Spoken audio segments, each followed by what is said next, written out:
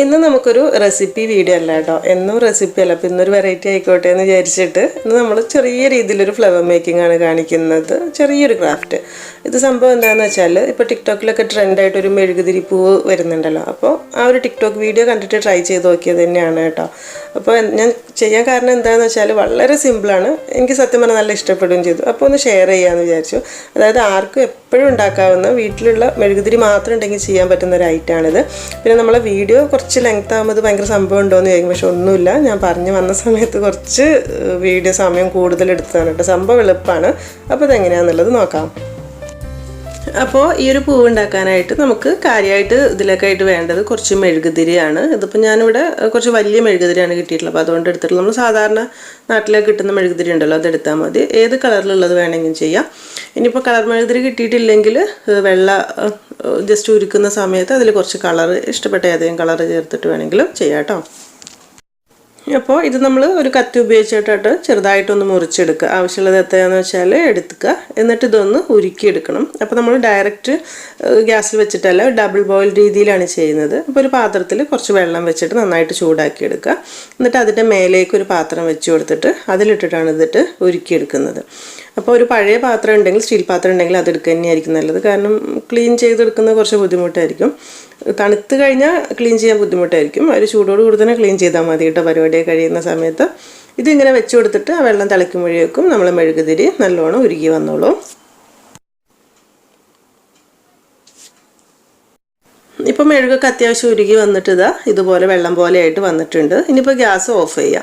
എന്നിട്ട് ഈ ഒരു പാത്രം പുറത്തേക്ക് എടുത്ത് വെക്കണ്ട, ആ ഒരു ചൂടുവെള്ളത്തിൽ തന്നെ ഇരിക്കട്ടെ. അല്ലാന്നുണ്ടെങ്കിൽ നമ്മൾ പൂവ് ഉണ്ടാക്കുന്ന സമയമാകുമ്പോഴേക്കും ഈ ഒരു മെഴുക് തണുത്ത് കഴിഞ്ഞാൽ കട്ട് ചെയ്യപ്പോൾ. അപ്പോൾ ആ ഒരു ചൂടിൽ തന്നെ ഇരുന്നോട്ടെ.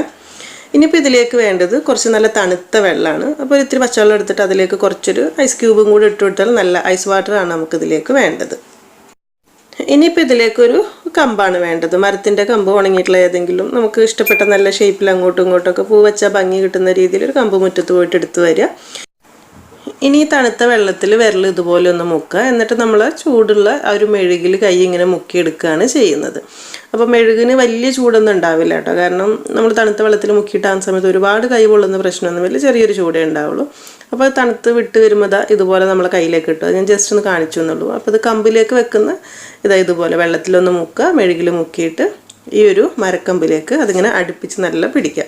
എന്നിട്ട് കൈ അത് ജസ്റ്റ് ഒന്നിങ്ങനെ വിടിയിച്ചെടുക്കുക. പെട്ടെന്ന് ഇങ്ങ് വലിക്കേണ്ട. അതായത് നമുക്ക് അതിൻ്റെ ഉള്ളിലേക്ക് ഇങ്ങനെ വെക്കുമ്പോൾ മനസ്സിലാകും.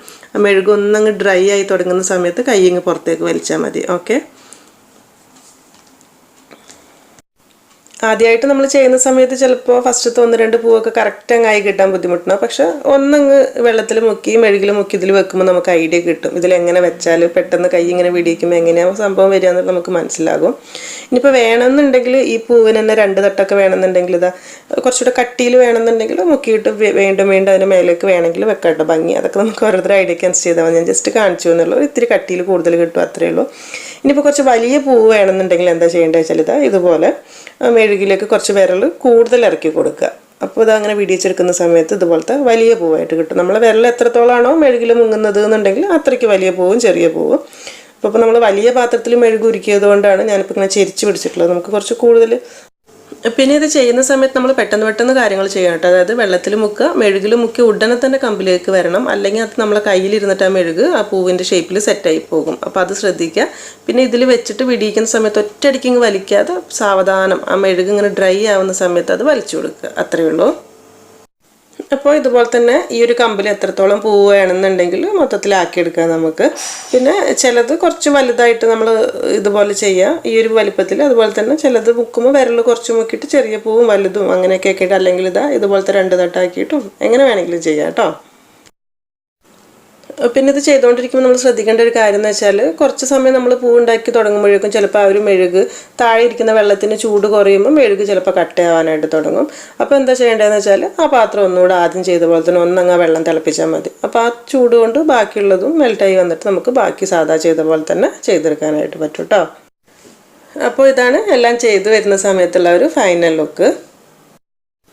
പിന്നെ നമ്മൾ ചെയ്യുന്ന സമയത്ത് കുറച്ചുകൂടി ഒരു ഭംഗിയൊക്കെ വേണമെന്നുണ്ടെങ്കിൽ ഈ കമ്പിന് നല്ല കളർ കൊടുക്കുകയാണെങ്കിൽ ചെയ്യാം കേട്ടോ. ഞാനിപ്പോൾ കുറച്ചൊരു ഗ്രീൻ കളർ വാട്ടർ കളർ കൊടുക്കുന്നുണ്ട്. അതൊക്കെ നമുക്ക് ഓരോരുത്തർക്ക് ഐഡിയക്ക് അനുസരിച്ച് ചെയ്താൽ മതി. ഇത് കുറച്ച് നേരം ഇങ്ങനെ ചെയ്തിട്ട് ഇത് ഉണങ്ങുന്ന സമയത്ത് ഡ്രൈ ആയതിനു ശേഷം നമുക്ക് ഇതിലേക്ക് ഇഷ്ടമുള്ള കളറിൽ മെഴുക് പൂവ് ഉണ്ടാക്കാം. അപ്പോൾ അടുത്തത് നമ്മൾ കുറച്ച് വെള്ളപ്പൂവാണ് ഉണ്ടാക്കാൻ വേണ്ടി പോകുന്നത്. അപ്പോൾ അതിന് വേണ്ടിയിട്ട് കുറച്ച് വെള്ളം മെഴുകുതിരി ഇതുപോലെ ചെറുതായിട്ട് മുറിച്ചിട്ട് നമ്മൾ ആദ്യം ചെയ്ത പോലെ തന്നെ ഒന്ന് ഉരുക്കിയെടുക്കുകയാണ് ചെയ്യുന്നത്. അതിപ്പോൾ ഇതാ ഞാനിവിടെ ഉരുക്കിയെടുത്തിട്ടുണ്ട് കേട്ടോ. മെഴുകുതിരി ഉരുക്കി കഴിയുന്ന സമയത്ത് വൈറ്റ് ആയതുകൊണ്ട് പച്ചവെള്ളം പോലെ കാണുന്നുണ്ട്. ഇത് മെഴുകുതിരി തന്നെയാണ് കേട്ടോ. അപ്പോൾ നമുക്ക് പൂ ഉണ്ടായി കഴിയുമ്പോൾ അത് മനസ്സിലാകും. ബാക്കി ഇനി ആദ്യം ചെയ്ത പോലെ തന്നെ. അപ്പോൾ അത് ഇതുപോലെ ഉരുക്കിയിട്ട് ചൂടുവെള്ളത്തിൽ തന്നെ വെച്ചിട്ടുണ്ട്. ഇതിലിപ്പോൾ ഞാനിവിടെ കളർ ചെയ്തിട്ടുള്ള ഒരു കമ്പാണ് എടുത്തിട്ടുള്ളത്. ഇനിയിപ്പോൾ ആദ്യം ചെയ്ത പോലെ തന്നെ വെള്ളത്തിൽ മുക്കുക, മെഴുകിൽ മുക്കിയിട്ട് നമുക്ക് വിരൽ വെച്ച് കൊടുക്കുക.